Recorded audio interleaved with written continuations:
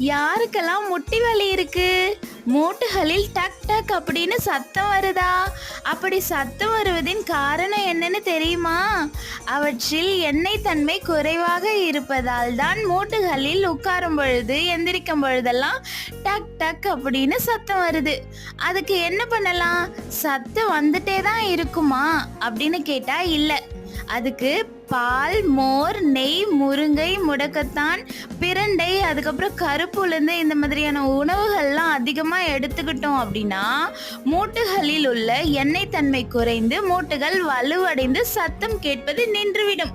உங்கள எத்தனை பேருக்கு மூட்டு வலி இருக்குன்னு சொல்லிட்டு கமெண்ட்ல சொல்லுங்க. அப்படி இந்த மாதிரியான உணவுகள்லாம் சாப்பிட்ருக்கீங்க அப்படின்னா சாப்பிட்டதுக்கு அப்புறம் மூட்டுகளில் ஏற்படக்கூடிய வலிகள் நின்றுக்கா, ஸ்டாப் ஆயிருக்கா அப்படின்னு சொல்லிட்டு கமெண்ட்ல சொல்லுங்க. டாடா பாய்.